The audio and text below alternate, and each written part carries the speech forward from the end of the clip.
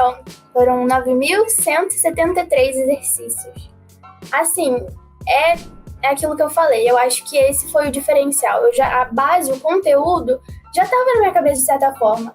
E no dia da prova, você vai fazer questões, então não tem muito para onde correr. Você precisa pegar o macete da prova que você vai fazer, a questão de tempo, a questão da macete mesmo, né? Você lê primeiro o comando. Isso você só vai pegar se você fizer exercício, sabe? Assistir aula não vai simular exatamente o que vai acontecer no dia da prova. Então, acho que isso foi essencial para mim, sem dúvida, assim, de questão de estudo mesmo. Exercícios me ajudaram muito, muito, muito. Eu tentei focar mais nos que eu tinha mais dificuldade e os que valiam mais para a área que eu quero. Então, eu acredito que eu tenha feito muito mais de matemática e física, que sempre foi uma área que me pegava mesmo. Humanas eu sempre me dei bem, mas aquele negócio, né? Humanas, você precisa saber a questão de fato. Às vezes até um conteúdo e tal, mas geralmente é mais focado na questão e no macete que você precisa ter. Então, eu acho que foi mais de matemática e a área de natureza, tanto que o meu aprimoramento do ano passado para esse ano do Enem foi, assim, escandaloso na parte de naturezas. Então, eu acho que esse foi o diferencial para eu passar, então eu acredito que eu tenha feito muito mais de natureza. Biologia sempre foi meu xodózinho, então eu tinha bastante facilidade em biologia, mas física e química pegava muito. E isso está embutido, né, em natureza. Então, pela pontuação e pela afinidade, eu acho que foi o que eu mais foquei. No meio do ano desse 2021, eu fiz um vestibular e, assim, foi por uma questão eu não entrei. Então, foi uma trave bem dolorosa. E aí, bateu aquele medo, tipo, nossa, eu vou ficar batendo na trave pra sempre, será que isso vai acontecer? Mas aí eu consegui continuar, né, seguir com o quadro. Mas eu vou te falar que dessa vez, na questão do Enem, eu tava tão habituada a fazer questão, tão habituada a fazer simulado, e tava tão confiante, de certa forma, meio confiante, meio com medo, né, porque tem medo daquilo repetir, mas tentando ficar tão confiante com um pensamento positivo, que eu cheguei até na prova falando assim, não, esse é meu último. Não sei se é porque eu vou parar de tentar ou porque realmente vou ser aprovada, mas eu tava sentindo, não, esse é o último. Então, acho que medo e confiança estavam andando lado a lado desde a última reprovação. Então, eu acho que foi mais pela exaustão. Eu falei, não quero outro ano. Então, eu tentava só... Comecei a pensar coisa ruim, comecei a pensar, não vai dar. Eu falei, não, Breno, você vai sim, você vai. Bota na cabeça que você vai. Tem até, todo mundo tá falando aí nas redes sociais, né, de lei da atração. Eu falei, não, vamos praticar isso aí. Vamos colocar na sua cabeça que você vai conseguir dessa vez. Então, toda vez que eu tava com um pensamento, não vou conseguir dessa vez. Eu vou ter que fazer ano que vem de novo. Eu mesma me cortava e falei assim, não, é o último, acabou, você vai conseguir, não tem outra escolha.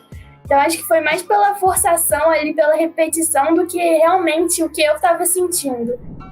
O que eu pensava muito é que, assim, eu não tinha noção da quantidade de exercícios que eu tinha feito. Mas como eu estava reparando que realmente a minha rotina de um ano para o outro mudou bastante, eu fiz muito mais exercícios nesse último ano, eu pensava dessa forma, não é possível que depois de tanta coisa que eu fiz, vai cair alguma coisa que fuja disso. Então, acho que foi mais ou menos isso. Eu fiz tanto, que não é possível que vá fugir do que eu já fiz. Então, acho que isso me deu bastante confiança também. Eu acho que não. Eu acho que realmente o que eu pensei funcionou, assim. Nada fugiu muito do que eu já tinha visto. E quando fugiu, eu tentava me colocar no lugar e falar assim, não, é minimamente desconhecido, mas não vai fugir tanto assim. Então, eu fui tentando no dia da prova também. A ansiedade sempre me pegou muito. Acho que até por isso que nos outros anos me atrapalhou também. Mas eu tentei praticar esse negócio da confiança também no dia da prova. Não vai cair nada que você já não tenha visto. E se cair, tenta ser o mais racional possível, sabe? Tenta não ficar nervosa. Se você vê alguma coisa que você estranhar, não se desespera. Vai com calma, porque você tá um ano não, né? Porque a gente carrega a bagagem para sempre. Mas você tá muito tempo estudando isso, então não vai fugir do que você já faz todo santo dia. Então acho que eu fui forçando também a ansiedade não prevalecer na hora. No primeiro dia eu estava bem confiante, porque realmente a área de humanas, pelo menos, é muito confortável para mim, e eu sempre escrevi muito bem, então redação sempre foi um ponto forte. Mas o tema desse ano deu uma surpreendida e foi o que me desestabilizou nesse ano, porque eu não estava esperando um tema tão diferente, assim, de certa forma. Então, quando eu saí, meus pais foram me pegar, eles super ansiosos, né, que eles passam por isso junto comigo. Eu falei, olha, a prova foi super tranquila, mas a redação, não sei, eu tô com um pouco de medo. Só que aí eles tentam me acalmar, falam, não, você sempre foi bem, você sempre fala que você foi ruim e foi muito bem. Então eu tentei colocar na minha cabeça também, tipo, já passou, você não tem mais o que fazer e bola pra frente. Então, do primeiro dia pro segundo dia, eu fiz uma coisa diferente também, que eu não vi o gabarito, pra não me desesperar se o resultado não fosse tão bom quanto eu queria. Aí no segundo dia, eu me senti super bem, como eu tinha treinado muito naturezas, como eu falei, que era o meu ponto mais ou menos fraco, eu não fugiu muito do que eu esperava, né? Então, natureza e matemática também foi super bem, e de novo aquele sentimento veio, tipo assim, foi seu último, sabe? Fica tranquila que você não vai mais passar por isso de novo. De certa forma, eu tava bem confiante dessa vez. Bom, eu acho que eu adquiri, assim, uma maturidade mesmo nos meus estudos, de não precisar fazer o que todo mundo me fala para fazer. Então, não precisei ficar repetindo matéria que eu já sabia, não precisei ficar revendo conteúdo que já estava muito bem fixado na minha cabeça. Eu fui muito autônoma, assim, o quadro me deu muita autonomia de ver realmente o que eu precisava, ver realmente meus pontos fracos. Então, acho que maturidade eu adquiri demais.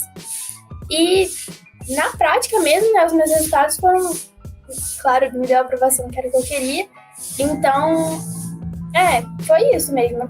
Tanto o resultado na prática quanto no meu método de estudos mesmo, que eu vou levar até agora para a faculdade. Acho que maturidade de não precisar ficar revendo coisa desnecessária que não vai me ajudar, de fato, a progredir e a fixar tudo que eu preciso. Eu acho que o que eu mais aprendi desde que eu comecei a estudar foi não adianta só estudar, sabe? Nada na vida é único. Então, por que no estudo vai ser também? Por que você precisa ficar com um estudo maçante, abdicando de coisas que você gosta? Porque nessa caminhada, tipo, toda vez que eu falava, vou fazer medicina, a pessoa falava, acabou namorado, acabou amigos, acabou festa, acabou tudo. A sua vida vai ser estudar para medicina. E por muito tempo eu segui isso, de verdade.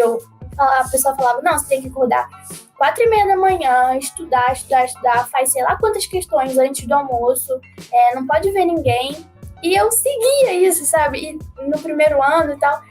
E daí, depois que eu descobri que fazer esporte me faz muito bem, conversar com quem eu gosto me faz muito bem, separar um diazinho na semana que seja, pra fazer o que eu realmente gosto,